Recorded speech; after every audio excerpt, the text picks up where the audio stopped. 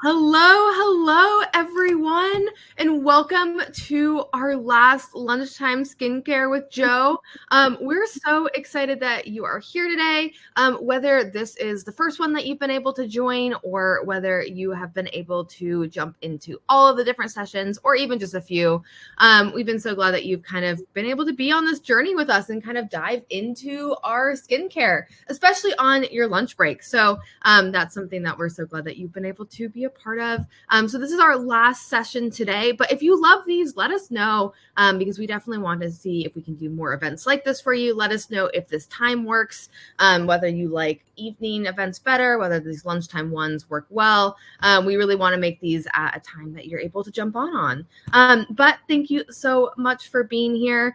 As you know, Joe is with us today, and she is going to walk us through some amazing last things with skincare. Today, we're going to talk a little bit about aesthetic treatments to support and improve skin health and appearance. And Joe knows way more than I do about that. So you probably don't want to listen to me talk, but you want to listen to Joe because she is the expert here. So Joe, I'll go ahead and pass it over to you just to do a little introduction and kind of dive into things. But let's get started.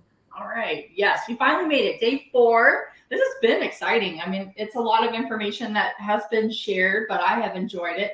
And for those of you who were not here for the last 3 sessions, I am a Winona patient, and I have been since March of 2022. And I have been a Winona employee since April of 2022. So I've been here for quite a while. But prior to that, my previous life, I was a dermatology nurse practitioner. I'm still licensed and certified. However, I don't practice. I work for Winona, not in a provider role.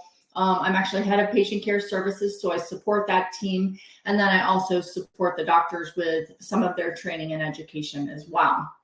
So, but I have all up in here somewhere, a wealth of knowledge about skincare. And I still, today, that's sort of my thing. I enjoy skincare. I love the benefits of skincare. But I did used to work. I've worked in several dermatology and aesthetic practices where I performed a lot of procedures as well as, consult to people about their skincare regimen and whatnot. So today, what we're going to talk about are some aesthetic treatments to help kind of sort of as an add-on to your skincare regimen. If you have a really good skincare regimen, then maybe you might want to consider some of these. Now, keep in mind, this is not all inclusive. I'm not covering every single thing. And there are some, since I stopped working in that field back in 2021, there are some new devices, there's new technology, there's new procedures, it's always changing. So if there is something that's newer, I may not be familiar with it. I don't routinely educate myself on those newer and latest and greatest technologies. I probably should, and maybe I will, but for the purposes of this lecture, I did not. So we're gonna stick with what I know, but it's the basics, and these things are offered pretty much everywhere. So, and I do have some notes, so you will see me looking to the side, and that's because I have notes so I can stay on track.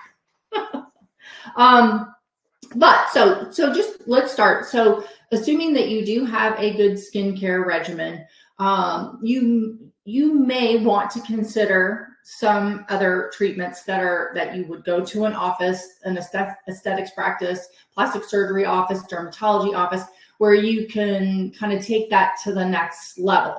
Some of them are relatively painless, not very expensive, and can provide good results. There are other things that you can do that are painful, can be expensive, but can also provide some tremendous results. So keep that in mind. I'm going to start with the easy peasy stuff. Facials. I think everybody knows all about facials, or at least they've heard the word. They know that's an option for skincare. And I really think that's a great place to start. If you've never done anything else, you've never done any procedures, aligning yourself with a great esthetician and getting on a regular facial schedule, whatever regular means for you. Back in the day, once upon a time, I used to go once a month. Those were the glory days. Now I go probably about every 6 or 8 weeks, just because. But a good licensed esthetician can really help you take your skincare game to the next level as well. They have a lot of education. They're very familiar with the products. They know how to use them. They know what order to use them. They know how to evaluate your skin. Kind of a lot of the things that we've talked about in the previous sessions. If you haven't had a facial before, it's a lovely, usually very lovely experience. It's relaxing. Depending on whether you want to talk or not, they'll talk to you. But they basically go through several steps that can include cleansing, steaming, extractions, applying treatments, masks, things like that. And then talk to you about skincare. They can make some recommendations. You know, they get that mirror, that light that magnifies things, and they can see things that you probably cannot see, even if you have a nice magnifying mirror at home. They can see some things about your skin and provide some guidance about what to do about those things. So it's kind of nice to have that extra set of eyes. And again, they can always recommend products. There's a line that they work with, and not to say that you don't have to buy what they sell. And my advice on this is, and I talk a little bit about this towards the end, but I feel like I can tell the difference between someone who genuinely understands my skin and wants me to have a product or products that are going to address specific things or concerns that I have mentioned versus someone who just wants to make a sale. So you have to sort of discern that for yourself. And if you find someone that you feel is just salesy, that's probably not your best person. I know that they make money doing that, and that's part of the thing. And they do want you to have a good skincare regimen, but just sort of a word of caution. I have encountered those people before and had to shut them down because I knew what I needed and I knew that my regimen was good, but I'll leave it at that. But a good esthetician can be your face's best friend. Okay.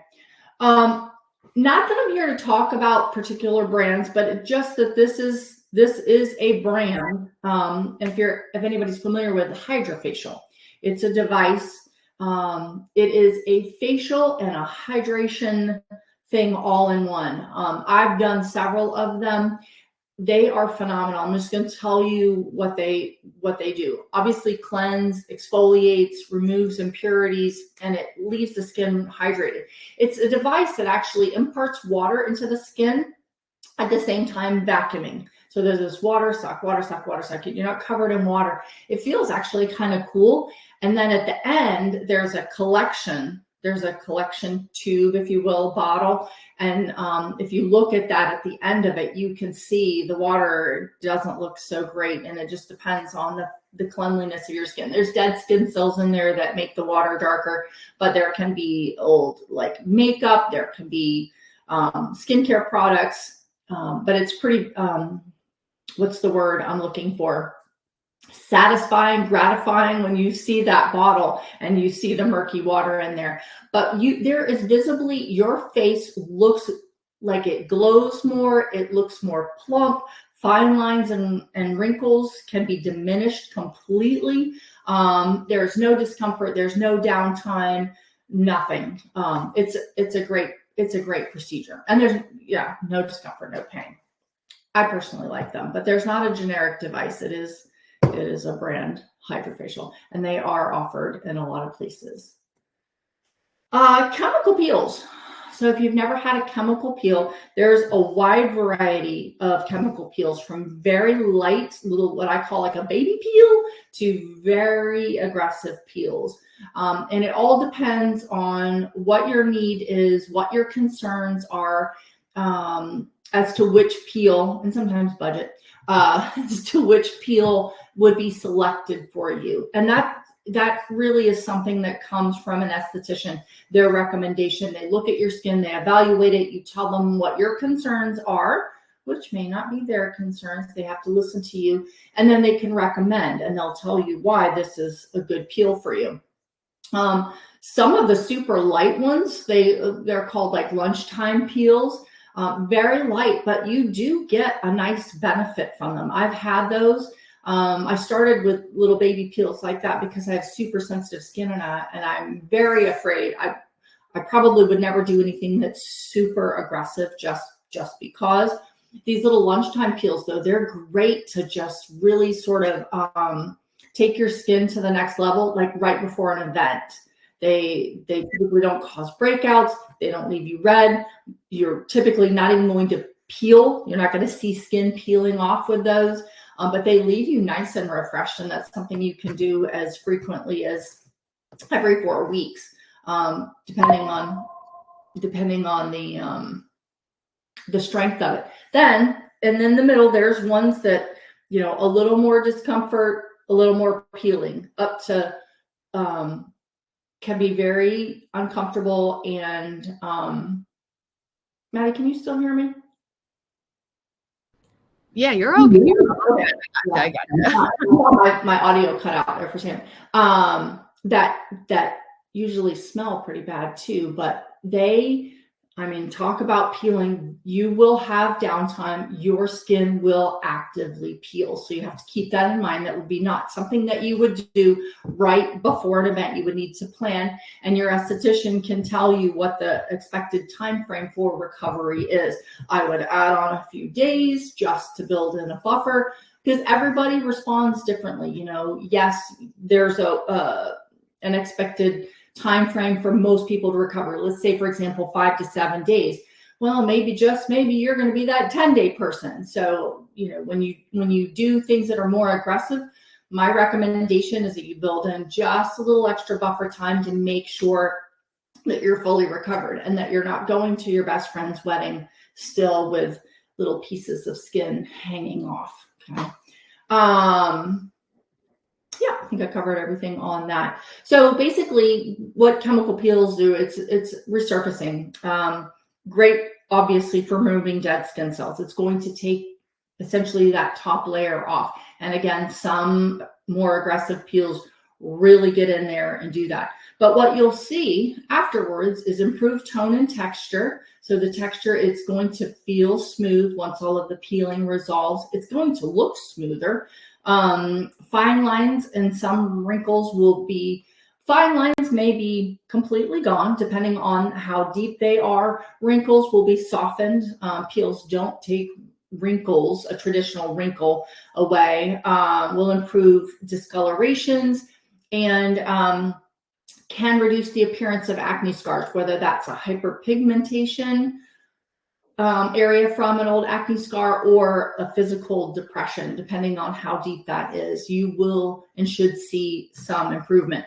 And then some peels actually do require, in order to get your results, whatever that may be, depending on what you need to have addressed, may require a series. And again, the esthetician would tell you, okay, you're going to do this one, and I recommend a series of 3 or a series of 5 or whatever. And usually, most places, when there's a series, recommended, there's usually a little bit of a price break for buying in bulk, if you will. So ask about that. Ask, you know, if they say, you know, the peel's $100 and they say you need 3, so you would think that that's going to be $500. Ask them, you know, say, hey, is there a discount if I purchase a package of 5? And most places do offer some sort of discount in their packaging on most procedures. All right, red light therapy. It's kind of all the rage right now. I mean, you can get red light devices. You can order them on Amazon. You can order them all kinds of places. There's lots of people on TikTok doing red light therapy. And you can also get red light therapy in an office. It can be face, it can be full body. Red light is basically, it's a low level laser light, if you will. But the way that this works is it actually impacts your cells, the mitochondria. We want to be talking about that kind of stuff, which is a cell powerhouse in terms of your skin. Boosts collagen and elastin, improves your circulation, reduces inflammation. It is great for anti-aging and wound healing. Actually, some people have used it in applications for wound healing. So that's kind of interesting. The results are gradual though. It's not like you're going to do red light, kind of like just as as a difference. Like if you go and you get the lunchtime peel and you leave, you're like, oh yes, I can see, I can tell the difference. Red light therapy, you're not going to walk out going, oh, look at me, I'm glowing from my red light therapy. It's something that does require multiple treatments. Again, an esthetician can tell you how many they recommend for you, but the results are gradual and with consistent use. So keep that in mind. But yeah, you can get red light therapy pretty much anywhere nowadays. There's actually red light, some of them little handheld devices that you can use on your face. Some are like a mask that you just put on. And usually the treatment's like 10, so I think somewhere between 10 and 15 minutes.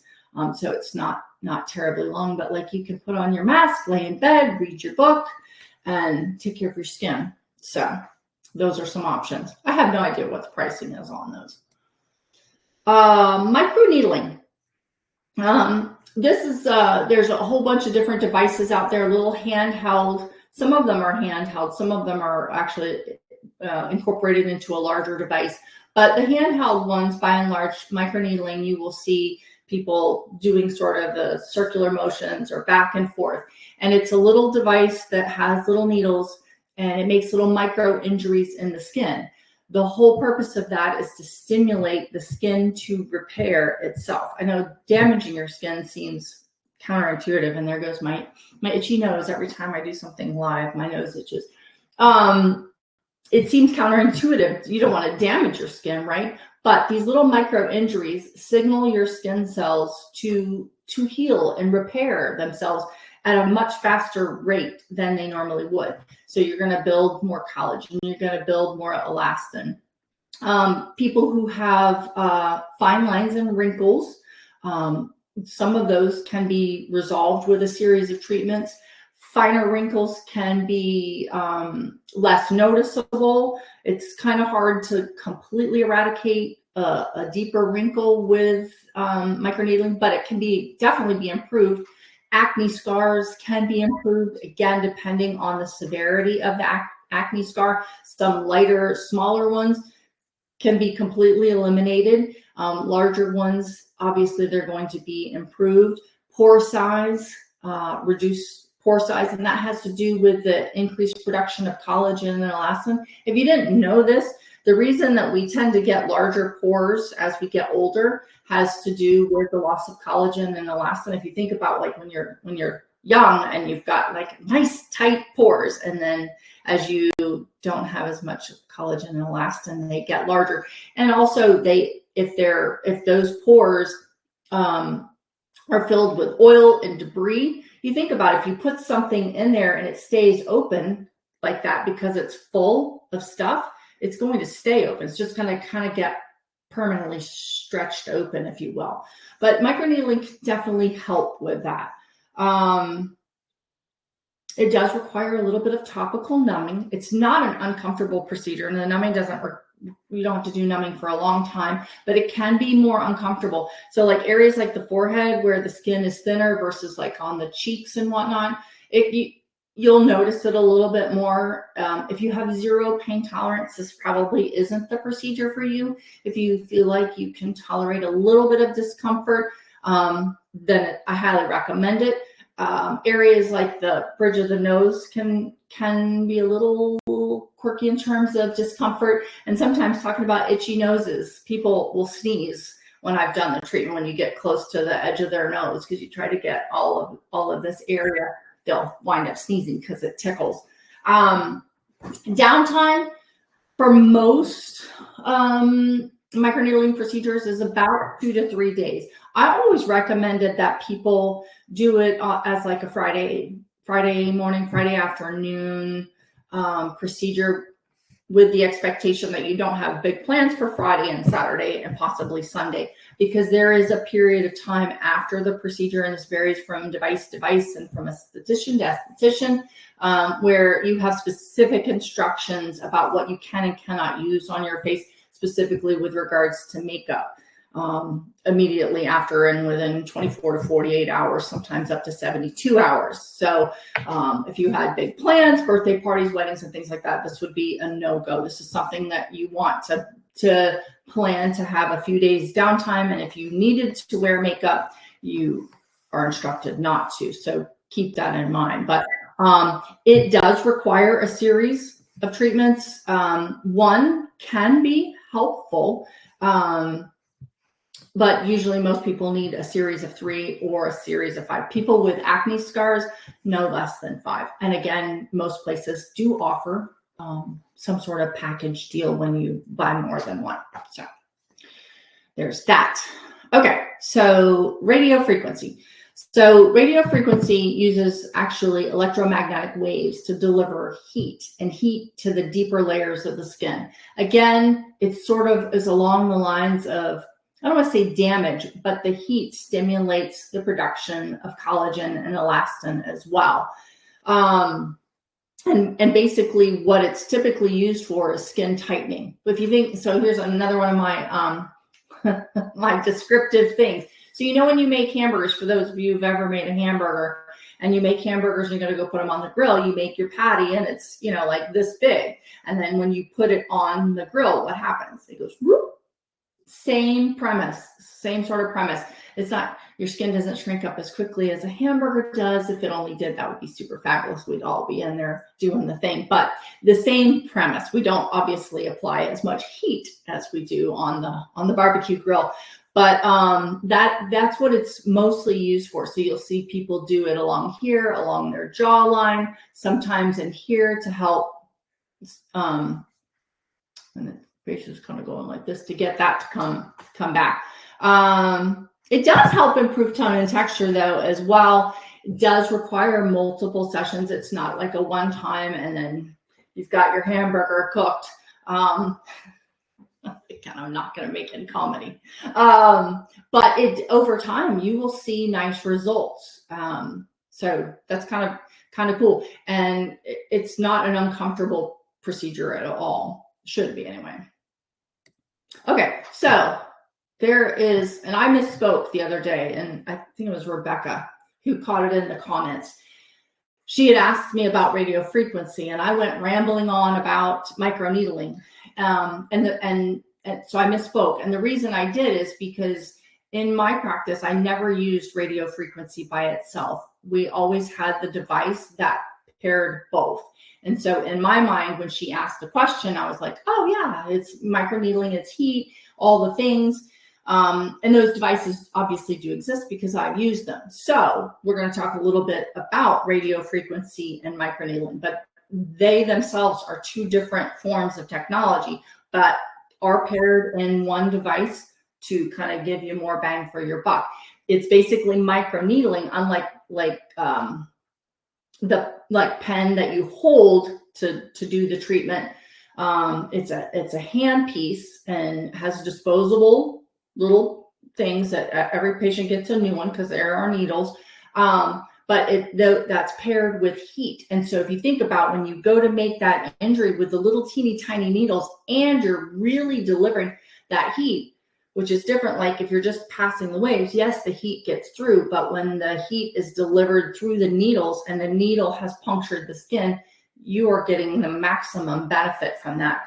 So again, stimulates collagen and elastin, helps improve tone and texture. Skin tightening results are usually very impressive. And however, there's a caveat to that. Like if you are really, and I've seen patients do this, if you really are a surgical candidate, the skin tightening will work to an extent, but you will not get surgical-like benefits from a device that offers that. You will see an improvement, but will it get you where you need to be depending on what your needs are? But if you consult a plastic surgeon and they're like, really, the only way we're going to get this to where you want it to be is a surgical procedure, please don't hinge all your hopes and dreams on this this device that pairs to radio frequency and microneedling. And I only say that because I've seen people do that. Not everybody wants to have surgery, and I get that. I'm one of those people. But you can't expect a device to deliver equitable results. They just don't compare. Is it a good option if you don't want or can't have surgery? Absolutely. Will you get results?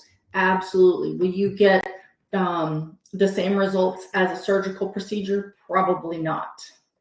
So, but these can be a little bit expensive. They're not cheap. It's not a few $100s. Usually we're talking into the there's a comma in the price for most of these procedures.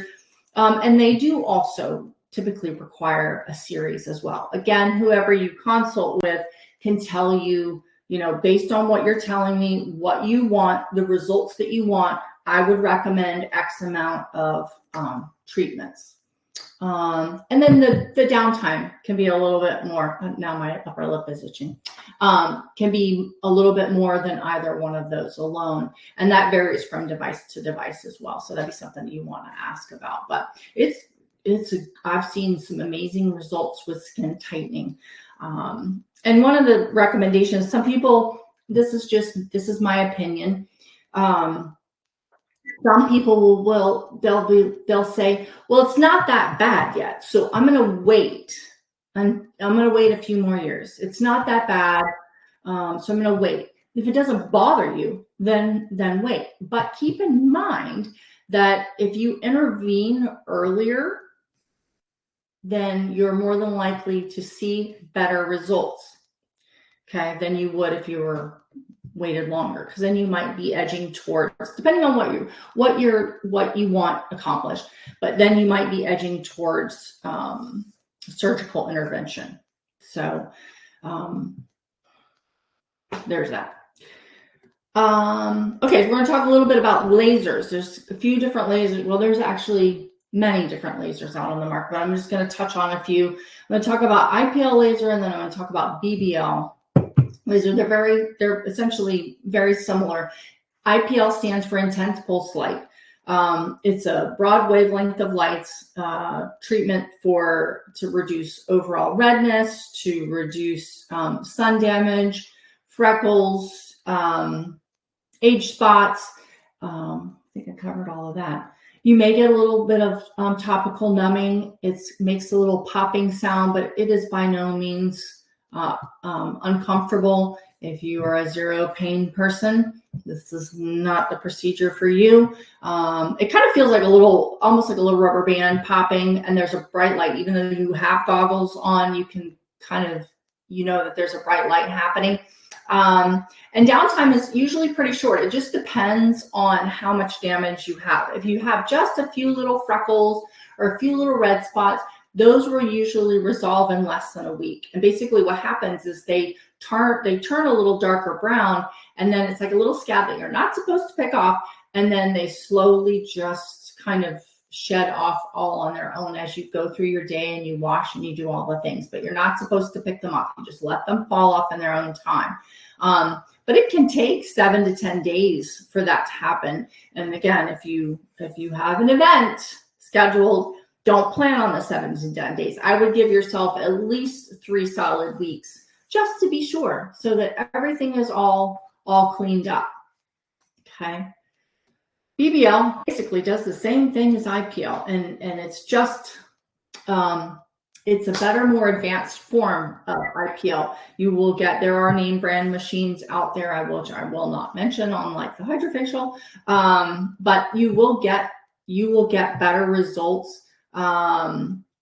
It can actually be used on more skin types. There are some skin type restrictions on some lasers. The darker the skin, there are some cautions with darker skin type 4 and above on some devices, because some of the devices actually look for pigment. And if there's a lot of pigment in your skin, you can actually, it can be bad. So be very mindful about that when you consult. Most people who operate these devices know whether or not you are an ideal candidate and what the risks are depending on your skin type. But also, unlike the IPL broadband, the BBL is there's less discomfort with that. So you get better results, less discomfort. I think it costs a little more, so there's a little bit of a trade-off there. But again, if you have freckles, if you have sun damage, if you have brown spots, if you have tiny little broken blood vessels that you want, some people get some along their nose and whatnot. If you have rosacea, you might see that you have some in your cheeks. Great treatment. And this is one of the laser options where you might be one and done. You might have one treatment and you're super happy with your results. You might repeat it again the next year, but most people, unless they've got significant damage, don't need more than one. But you may need, depending on how much damage you have, after you've done the first one and everything's cleared out and whatever's left over, they have to come back and get a secondary treatment. So it also has to do with the settings too. There's a lot that plays into it, and the person that you consult with can give you more information about what they're talking about in terms of settings, whether they feel like they can be more aggressive with you or they need to start out more conservatively, and that you may require subsequent treatment or treatments to get where you want to be, what the end result that you're looking for. So that ablative lasers, the zero pain people can just pay no mind anymore because painful. You do get numbed for them, but they work by ablating the tissue. So it's like instead of getting a chemical peel with whatever chemical ingredient that's used in a particular peel, this is done with a laser. It ablates the layers of the skin. And depending on the settings, the depth of that ablation. So there can be some that kind of like I forgot what we used to call a micro peel. So I think what we called it in the office. Very light. You get red. You have to be numbed. You get red. You are red when you leave. You're red for several days. You will peel. You have specific skincare restrictions that you have to follow until a certain point. That varies from person to person. But those results are nice. It's nice. Switching that off with very deep, aggressive ablative lasers. Usually that involves topical numbing and injectable numbing. And it's what I call a controlled burn. You are red. When all of the numbing wears off, you're uncomfortable. Not anything that can't be taken care of with over-the-counter ibuprofen or Tylenol or that kind of thing. But you will be swollen. You will be red. And there are very strict restrictions with regards to what you do and how you take care of your face afterwards. And with any laser, very strict restrictions about any and all sun exposure. Like you don't go in the sun. Downtime on those ones can be up to a month. Yeah, it just depends. It doesn't mean that you're still going to be like what you were on day 1 through day 3 at the end of 30 days, but you may still have some areas where you can see where the laser treatment may have been a little more aggressive. So keep that in mind. That's a big deal. It is expensive. It is painful. The downtime is long. And I know I'm telling you all these horrible things and everybody's going, I'm never having that done. But I'm here to tell you the results are amazing. So if you go back to my hamburger analogy, now you're on the grill. Literally. I mean, I've seen people who we literally, after they healed in, like took 10 to 15 years off their appearance. They had so much damage, so many fine lines and wrinkles. It literally ablates all of the fine lines, some of the wrinkles, all of the discoloration is gone. The collagen and elastin production, and that happens over many months afterwards. You will see it at the end of 30 days when you look at your before and after. At that point, it's very, very distinct that you had something done. And then you'll look back and think, yes, that that pain was worth it. So you have to kind of weigh in what your needs are, and what you can tolerate. But that also goes back to that little tidbit that I told you about earlier. Do you wait until you really need something done, or do you start doing little things now that will carry you through? Like, for example, do you maybe have some small concerns, some small sun damage, some small fine lines? You notice that your pore size are getting a little larger. You know that, things look like they're kind of starting to, gravity's not your friend, kind of hang down. Do you start by doing maybe some micropeel once a year now, so that you don't wait 10 years from now, and now your only option to get you where you want to be is the big hamburger grill? So those are just some things, but the results are truly amazing on those ablative lasers, but they generate a lot of heat and a lot of discomfort. So there are a lot of aesthetic procedures out there to choose from. Sometimes it's kind of hard to know what's what. Again, when you consult with someone, and those consultations are typically free of charge. Most places will not charge. Sometimes they'll charge to hold the appointment. It just depends. They'll charge to hold the appointment. Say it's $50 or $100 or whatever, and then they will apply that towards the cost of anything that you purchase. But a lot of places will still do it for free. But be clear about what your concerns are, what's bothering you, when you look in the mirror,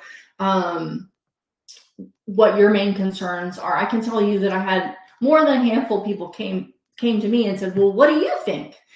Well, I'm not the one that looks in the mirror every day. I mean, I could certainly look at you and evaluate and give you, like, yes, you've got some sun damage. Yes, you've got fine lines and wrinkles. Yes, I see your pore sizes or look like they're getting a little bit larger, but it's about what concerns you, not what concerns me. So know what you want.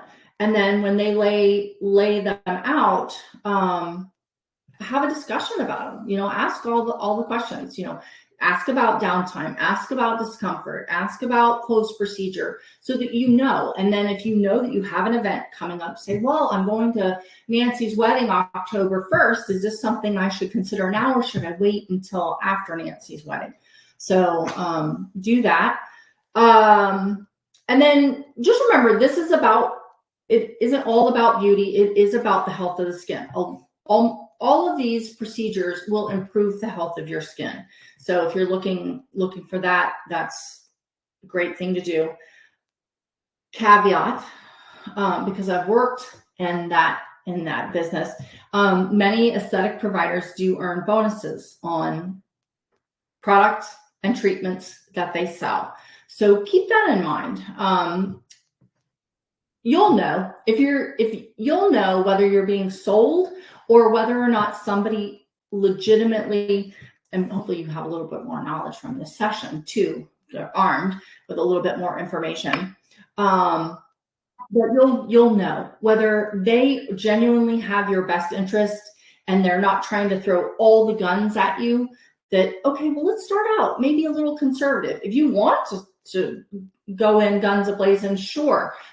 They should follow your lead. They shouldn't, like, if you're like, well, I'm not really sure, I just want to try something little, and then they're recommending that you do a CO2 laser treatment, walk out of the office now. But I think that if you find the person that's going to be on the same page and walk with you through this journey and keep you safe, but yet meet your needs, that's the person to stick with.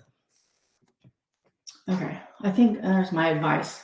So write down your concerns, seek out a place, ask for recommendations. There are some things you shouldn't ask for recommendations about, in my opinion, but this is one of them. If you have a couple friends that went and saw Nancy, I'm using Nancy again, at the spa, at the plastic surgery office or whatever, and they had a good feel about her and they got good results and they're happy with what she did for them, more than likely you will be as well. That's one of those places where those recommendations can come in clutch for you. So keep that in mind. Ask for a consultation. Again, most are free. ask to meet with the person. If you call, like you cold call, I want to get an appointment to talk about laser treatments for my damaged skin. Okay, well, do you know what laser you want? No, I don't.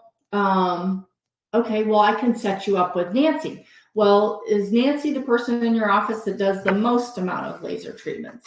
No, that would be Mary. I'd like an appointment with Mary. So I feel like I'm kind of going off task here, but I see these mistakes and I don't want you all to make the same mistakes. So you go in and you see Mary. Okay, and she's giving you all the things about that. She seems like she's probably a little bit rushed, and she's like, I can do that now if you're ready. We can take care of that right now. That has to be on you. If you have a good feeling, you have the time, you know that you have the money, you don't have any upcoming plans, and it all seems like it, and she is ready to do it, and you're ready to do it, then do it. But don't feel pressured at that point. When you hear those words, I can do it now if you're ready. They want you to do the procedure. Most of them do. But it's okay to say, I need some time to think about this. I'll schedule when I'm ready.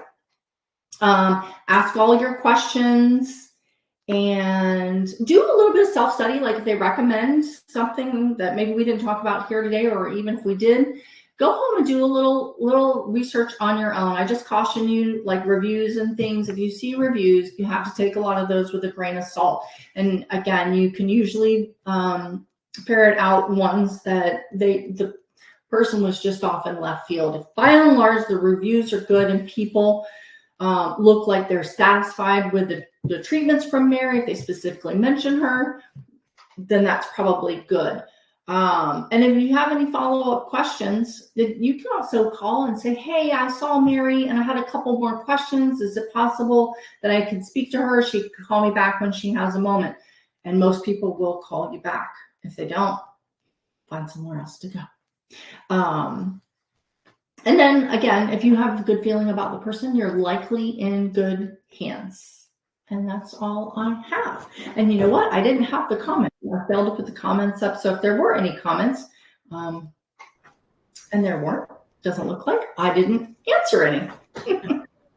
Well, thank you so much, Joe. And I do want to give a chance, if anyone does have a question, feel free to drop it in the chat real quick. But I just want to say, Joe, thank you so much for doing this series of lives. It's been really so great just to like learn a little bit about skincare, you know, from Tuesday through today. I mean, that's a lot of content that we've been able to cover. And I just feel like you know, do such a great job of explaining it and talking about it. And it's clear that you're passionate about it. So, I mean, that's the conference we love to have. So thanks so much for giving your time to us and going through all this with us. You're welcome. It's my pleasure. Absolutely. Well, for everyone who's here as well, it looks like we might have one question coming, so I'll let them finish typing that, but just give them a little bit more information as well. If you are wanting more sessions kind of like this, we have our live Q&As and doctor dialogues with our Winona doctors every 2 weeks. So we would love to see you at those. Please kind of jump into those. We'll have tons of questions that you can ask there. You can also check out the Menopause Hour podcast on Spotify. And we have lots of different content there. We have our live Q&As in audio form. We also have interviews with ambassadors. We also have other events like this. So that's also a great place to reach out to. But Joe, it looks like the question we have for you is they're wondering, they say, for at-home treatments like red light therapy, what would you recommend for skincare regimen after treatment? Well, typically the rule of thumb is whoever is providing the treatment is the person to recommend what your post-treatment would be. And so I'm going to kind of follow suit with that. Any device that you order online, whether it's a little handheld or you do the mask, they make recommendations within their literature about what would be appropriate. In most cases, it's serums. Follow with not super active serums, but serums that are hydrating and things like that.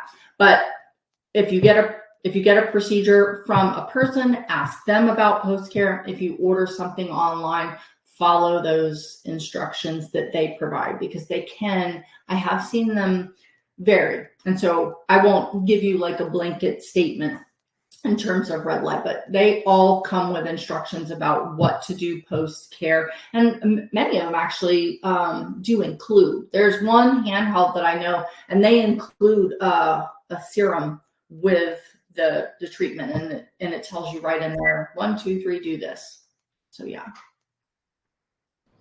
Well, Christine and Peggy. Yeah, we've got some good comments in there as well. Well, thank you again, everyone who made the time in your lunch hour to come out and listen. I'm so glad you all could join in. Thank you again, Joe. Hopefully we'll be able to have more of these in the future. It looks like we might have one more question. She says, heard that RF and ultrafine skin kills collagen. Is that correct? Oh, what? Oh, she's driving. If you focus on the road, we'll answer your question. Yeah. I'm not sure that I fully understand, because radio frequency stimulates collagen. I'm not sure what your phone translated to ultrafine skin. Well, maybe that's what she was wondering, if it helps hydrate. So looks like we get that question. Well, if you all do have other questions, feel free to also post them in the discussion space. I'm in there all the time, so I'll keep an eye out. And we can always kind of help answer some questions in there as well. But it was great to see everyone today, and I hope everyone has a great weekend as well. But thanks so much, Joe. You're welcome. Take care. Bye. Bye.